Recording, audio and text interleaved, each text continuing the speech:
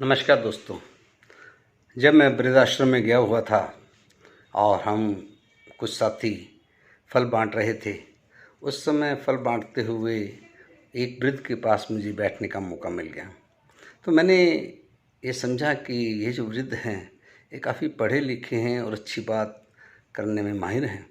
तो मैंने उनसे वैसे ही बातचीत जारी रखी। तो उनकी आंखों में पानी देखकर मुझे भी ऐसा महसूस हुआ कि क्या ख़ास बात रही होगी इनके जीवन में, क्या कारण रहा होगा आज इनकी आंखों में पानी का बहाव चल रहा है। धीरे धीरे बताते हुए उनकी आंखों में फिर पानी आता गया, परंतु फिर भी मैंने उनको एक मशवरा सलाह लेता हुआ, आशीर्वाद देता हुआ उनके घटनाक्रम पर जाने का प्रयास किया। तो जब उन्होंने बताया कि बेटा मैं भी नौकरी किया करता था और बेटा था, बहू थी, बच्चे थे, पोता पोती, और ज़िंदगी बड़ी अच्छी चल रही थी।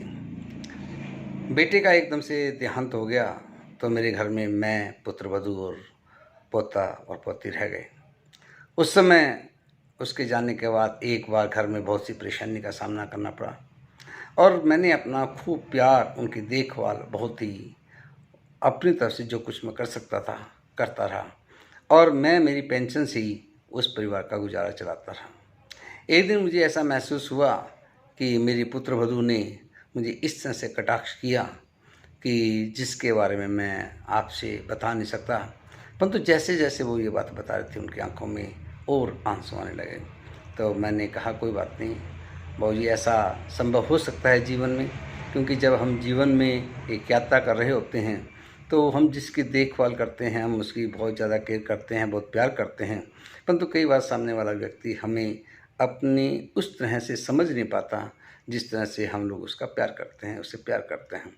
हो सकता है कि कुछ न कुछ अंडरस्टैंडिंग में दिक्कत रही हो, आपकी पुत्रवधू आपको समझ नहीं पाई हो।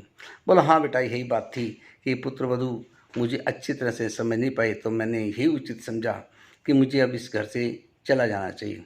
परंतु मैंने ये ज़रूर जिम्मेवारी को महसूस किया कि मैं अपनी जो जिम्मेवारी है उसको निभाता रहूँगा। मैंने अपनी पेंशन जो है वो जॉइंट अकाउंट में उसके खाते में डालनी शुरू की कि मुझे जो पेंशन मिलेगी उससे मेरे पुत्रवधू और पोता अपना गुजारा करता रहे और पोता बड़ा होता रहे, पढ़ाई करता रहे और मैं किसी वृद्धाश्रम में जाकर अपना गुजारा कर लूँगा। जब इतनी बात सुनी तो मन में पीड़ा तो बहुत हुई, क्योंकि यह बात कोई आसान बात नहीं है। जीवन में जब व्यक्ति अपना वृद्धाश्रम में जाकर अपना समय बिता रहा होता है, उस समय किस तरह होनी कितनी बलवान होती है। उसने जीवन भर नौकरी की, अपने प्यार दिया, परिवार को बहुत देखभाल की और आखिर में कैसे जीवन व्यतीत करना पड़ रहा है। और उस व्यक्ति को देखकर मेरी आंखों में भी आंसू थे कि आज वह व्यक्ति अपनी पेंशन से वृद्धाश्रम में रहते हुए और एक पुत्रवधू और पोते को पैसा भेज रहा है और ताकि वो अपना जीवन जी सकें। तो दोस्तों, इस तरह की घटना बहुत ही बेहद तकलीफदायक होती है। इसके लिए हमें जागरूक होना बहुत ज़रूरी है। रिश्तों में खटास ना आए, रिश्तों में एक दूसरे की बात को समझ पाएँ, हमेशा यह ज़रूरी है।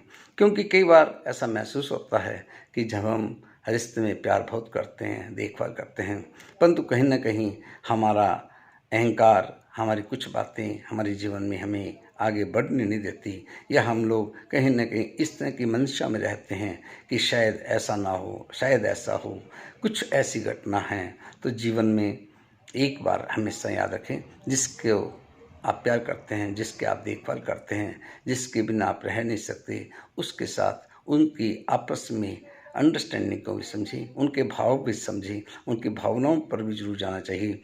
उस पुत्रवधू की गलती रही होगी या उन पिताश्री की भी गलती रही होगी, कहीं न कहीं कुछ न कुछ गलती ज़रूर रही होगी, कहीं न कहीं ज़रूर गलतफ़हमियाँ रही होंगी, जिस कारण आज इस तरह का जीवन देखने को मिलता है। तो मैं समझता हूँ कि हमें भी अपने जीवन में गलतफ़हमियों को ना पालें और किसी तरह हम अपने जीवन में अच्छा सोचें, अच्छा करें, और वह व्यक्ति धन्य है जो व्यक्ति आज भी अपने उस परिवार को चलाने के लिए खुद वृद्धाश्रम में रह रहा है। नमन है मेरा उनको, मैं उनको प्रणाम करता हूँ और मैं जब उनसे विदा हुआ तो मेरी भी आंखों में आंसू थे। इस तरह के जीवन में कुछ न कुछ तजुर्बे होते रहते हैं। तो दोस्तों, यही जीवन है, यही जीवन है। धन्यवाद।